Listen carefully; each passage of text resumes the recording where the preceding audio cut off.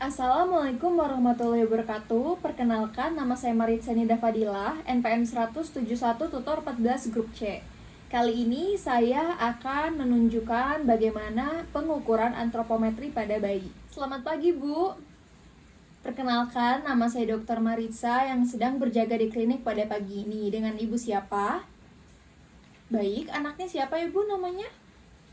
Baik, tanggal lahirnya kapan ya, Bu? Baik, jadi kali ini saya akan melakukan pengukuran berat badan, tinggi badan, maupun lingkar kepala pada anak ibu. Nah, nanti ketika melakukan pengukuran berat badan, nanti baju anak ibu akan dibuka maupun sepatunya ya Bu untuk mempermudah pengukuran berat badan. Apakah ibu bersedia? Baik ibu, silakan kita akan melakukan pemeriksaan ya Bu. Bayi ditimbang dalam kondisi tidak memakai pakaian atau memakai popok yang baru yang akan kita tempatkan di atas timbangan yang sudah dikalibrasi. Bayi yang lebih dewasa akan ditimbang dalam kondisi memakai popok yang baru dan popok yang bersih. Lalu kita lepaskan pakaian bayi dan pastikan popok dalam keadaan yang bersih dan kering. Letakkan bayi di atas timbangan. Lalu kita lihat hasil timbangan, lalu kita catat 2 angka di belakang koma. Tulis berat badan bayi di dalam chart, lalu kita bisa lakukan reposisi pada badan bayi, lalu kita ulangi proses penimbangan berat badan bayi. Lalu kita lihat kembali hasilnya, dan kita bandingkan nilai berat badan bayi yang didapatkan. Toleransi antara pengukuran pertama dan kedua yaitu 0,1 kg. Lalu, jika bayi terlalu aktif, proses harus ditunda sehingga bayi dalam kondisi yang tenang. Untuk orang tua bayi boleh diminta berdiri di atas timbangan sehingga bisa mengukur berat badan bayi.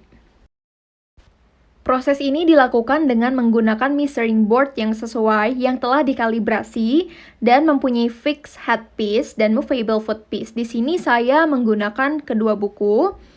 Dan nanti kita akan letakkan pada posisi tegak lurus dengan permukaan alat pengukur tersebut.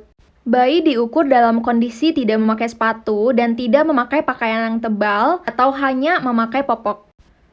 Bayi diletakkan dalam posisi berbaring lurus, sedangkan punggung menempel di permukaan measuring board.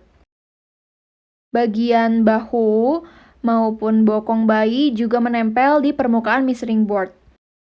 Mata bayi melihat ke bagian atas, kedua kaki bayi extend sepenuhnya, sedangkan jari-jari kaki dalam posisi pointing upward. Asisten atau second measurer memegang kepala bayi dalam posisi yang baik. Pastikan badan dan kaki bayi align, kaki dalam posisi ekstensi. Posisikan headpiece. Lalu kita geser footpiece sampai terkena telapak kaki. Jika hanya satu kaki bayi yang ekstensi, maka hasil pengukuran tidak reliable dan tidak akurat. Asisten diperlukan untuk memudahkan proses pengukuran dan memegang bayi. Jika bayi dalam posisi yang benar atau Frankfurt plane, di mana bagian infraorbital berada sejajar dengan headpiece, untuk mengukur Frankfurt plane atau bagian infraorbital harus berada tegak lurus dengan meteran dan sejajar dengan headpiece. Kita ukur sehingga menghasilkan hasil berupa 1 angka di belakang koma, lalu kita catat hasil pengukuran di dalam chart, lalu kita bisa reposisi bayi dan mengulangi proses pengukuran. Nah, kita ukur, lalu nanti kita bandingkan dengan pengukuran yang pertama, sehingga toleransi pengukuran yaitu 1 cm. Lingkar kepala diukur dari bagian oksipital yang prominent sampai ke atas supraorbital ridge. Gunakan pita ukur yang fleksibel dan tidak stretchable.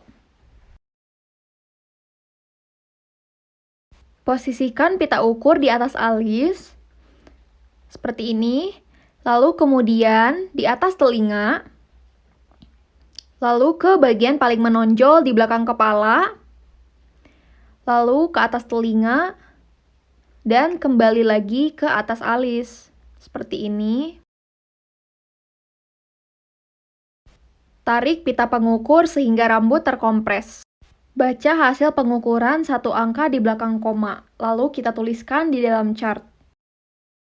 Reposisi pita ukur dan kita ulangi proses pengukuran. Toleransi antara pengukuran pertama dan pengukuran kedua yaitu 0,2 cm. Pilih chart yang sesuai dengan umur, jenis kelamin, dan pengukuran yang dilakukan. Pastikan umur bayi telah dihitung dengan benar, lalu kita bisa lakukan plotting berat badan bayi pada growth chart yang sesuai dengan umur maupun jenis kelamin. Untuk proses plotting yang lebih akurat, bisa menggunakan penggaris yang lurus, lalu gunakan informasi yang telah didapatkan pada proses clinical assessment, lalu bisa kita sampaikan informasi yang kita dapatkan kepada keluarga bayi.